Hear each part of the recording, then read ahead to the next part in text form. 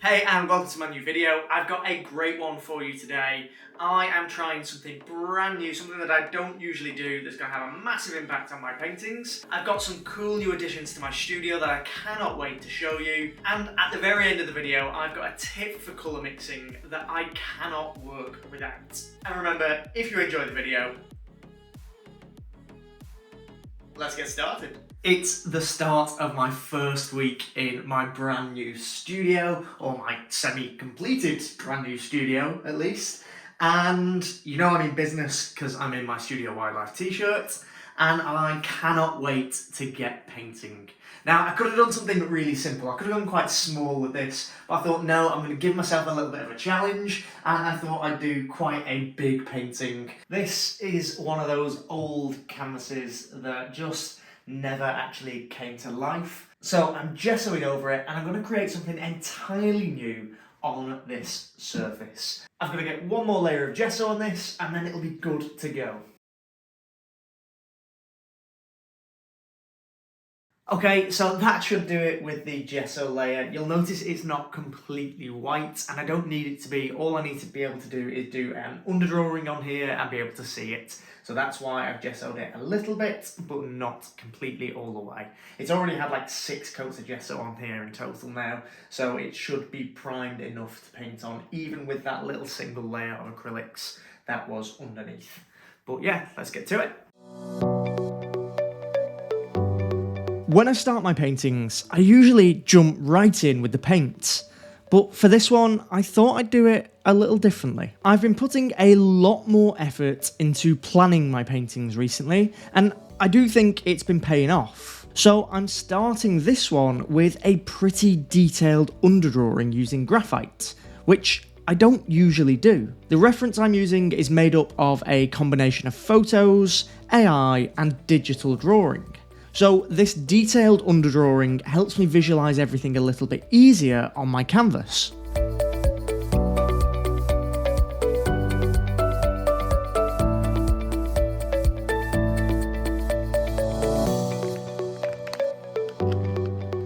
To take this one step further, I'm doing something called a grisaille, which in my case starts off with a watered down wash of raw umber acrylic paint.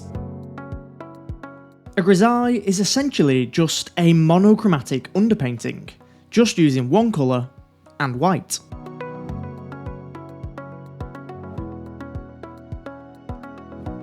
Now that wash is dried, I can start adding some more layers of paint. Each layer makes the paint look more opaque, and I can use that to start to add the shadows to my painting. This step helps me to establish the 3D form of the painting.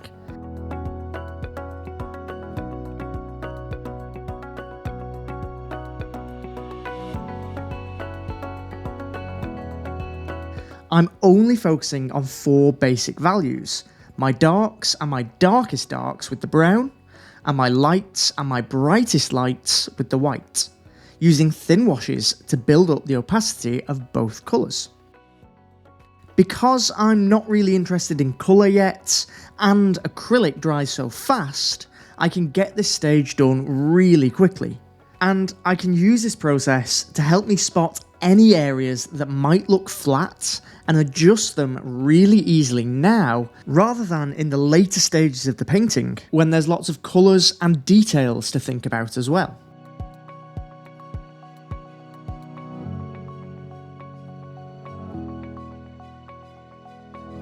We are making some progress with the studio now. You can see my monitor is up there. Let me just show you something really cool with this monitor.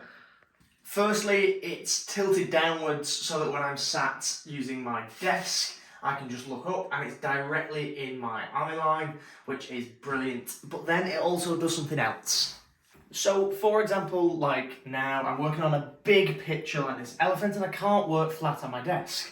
I can just bring the TV monitor out, and if I'm working on something that's horizontal, I can leave it like that, but then if I'm working on something that's vertical, I can very easily just tilt it like that, so that I've got a huge monitor there that I can then look at and use as my reference, as well as have all my paints set up here, so everything's nice, neat, all in one space. I cannot wait to start painting this elephant, adding those colours, using this monitor. I think it's just going to be an absolute game changer for the way that I paint.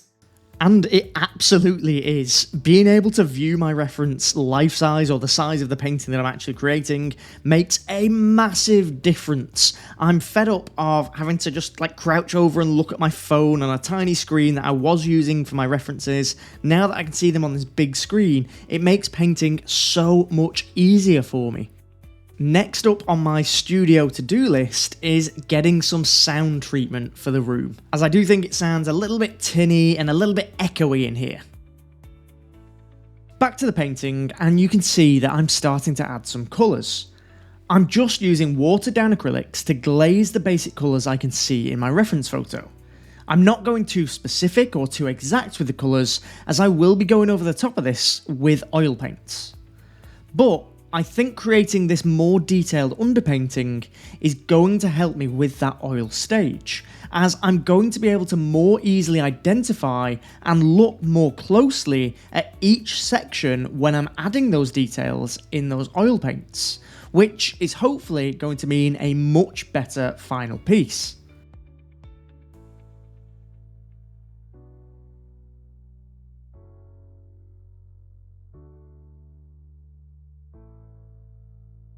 I'm loving how this piece is looking so far, but there's still such a long way to go. My focus on the painting is now all about the colours and the details, and I do have one quick tip to do with colours that really helps me with my work.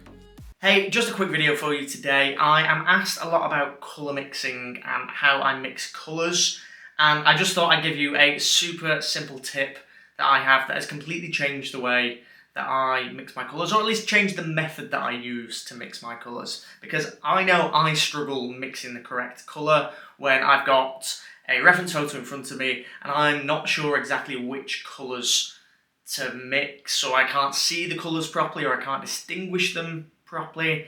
Anyway, I've got a quick tip with my iPad that helps with traditional paintings. I'm using Procreate on my iPad Pro, but I'm sure any art app will allow you to use this function. Basically, I am going to use the colour selection tool to create little colour swatches next to my piece, so that I can very easily see the areas of the painting and the colour in that area, because sometimes it can be hard to distinguish between the colours when they're next to each other on the actual image. Sometimes your brain tricks you into thinking a colour is different to what it actually is, so by separating these colours and creating these little colour swatches for different areas of the painting, you can very easily match those colours when you're mixing the paints. And I will be doing this for the next stage of my painting.